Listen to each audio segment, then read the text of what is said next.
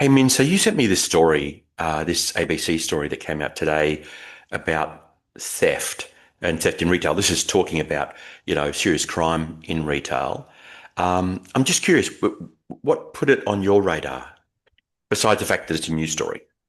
Um, I think I put it on my radar because we're in the retail space. Even though we're not directly in retail, we are supporting customers who operate retail businesses, especially small businesses.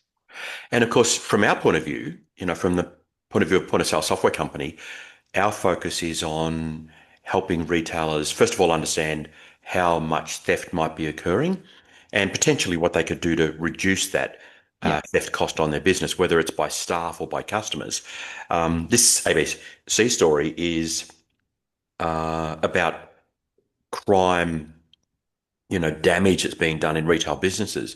I was talking to one of our customers today, and 4 o'clock this morning, the front door of their shop was bashed in um, by somebody effectively breaking and entering into the shop to try and steal cash and goods, which is again a bit like this ABC story.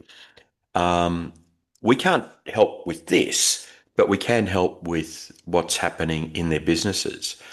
So in our software, we've got the ability, for example, in a quite a secret way to track keystrokes that will help us discover if a business is being stolen from. yeah. So we have, I'm not 100% sure whether we go into exact details of what's done, but there is, like you said, tracking for um, trying to determine whether there is potentially staff theft Yep. through the software. And the AI tools that we've got in the software now um, will at least say to a retailer, hey, this is something you should look at. Yeah, based on your end of shift reports as well. So you can get like a daily report just for any because you want to kind of pick up on it as soon as you can rather than finding it months later down the line. Yeah. And look, you're right to call it out about us not going into too much detail because you don't want to tell people how to do it. Yeah. But in the software, certainly, um, we've been doing this for decades. We've seen patterns with how people go about, staff members might go about theft. And so the software's got those tools. But if we think about customer theft, we'd use like something like a spot stock take, wouldn't we, to see if we've got on the shop floor the number of items that we think we should have on the shop floor. Yeah, because I would say for customer theft, if they feel like they aren't seen, then they're more likely to, take something and you wouldn't really notice it if the staff member wasn't aware of it. And it's funny, I think what we've discovered is that it's the items that retailers don't think are being stolen that are being stolen. Yeah.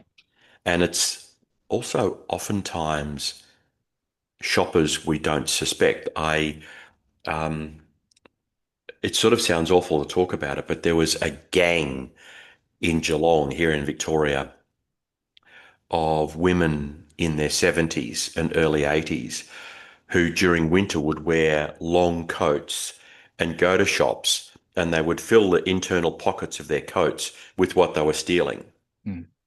And this gang was very meticulous in their process. They were never suspect by the retailers, yet they were the ones who were very successful at stealing these items. Yeah. So a spot stock take is going to at least tell the store what's being stolen within their business. Or what might be potentially missing or not up to date with their current data.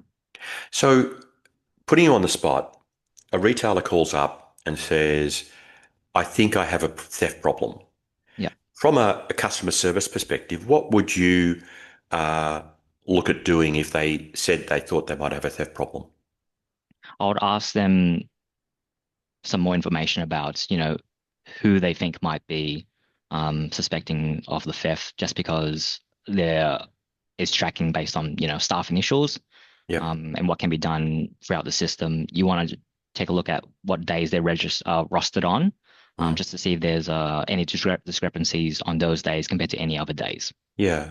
And also, you probably don't want to get too much information because you don't want to be biased in terms of what you're looking for. Because Mm. effectively, you're collecting data that might ultimately make its way to the police and go through a court system. So the evidence that you gather has got to be pristine from that point of view, and it's got mm, to be something the police prosecutor can rely on if they do bring about an action against somebody who's been stealing from a business. Um, it can be pretty emotional for the business owners too, yeah, because somebody has kind of violated their home effectively, and so we've got to be very empathetic towards their situation and manage the emotion of the situation quite carefully. yeah, especially because it's an employee, whether that's just a staff member or a manager, that trust is basically broken. Yeah. Yeah. Putting your hat on as a consumer, as a shopper, Mm. and you think about the ABC story that came out today, um, does it, how do you feel about that from the point of view of, next time you might be in the supermarket or whatever, does that come across your mind that in terms of the theft that's happening? Um, Not on my mind specifically, but in general, I feel quite empathetic to retail staff, especially customer facing ones, because they deal with the brunt of customer dissatisfaction, violence, and all of that. Yeah. Yeah. All of our customers are small business retailers, independent retailers. Um, and if one of them suspects that theft is an issue, they can reach out through the help desk. We will do the research using the evidence in their data. And ideally, they've got a camera system where you can marry up what the data show with what the cameras are collecting. Yeah. And that can be what the police need to take their next steps. And this is a service that we provide through the help desk. Yeah.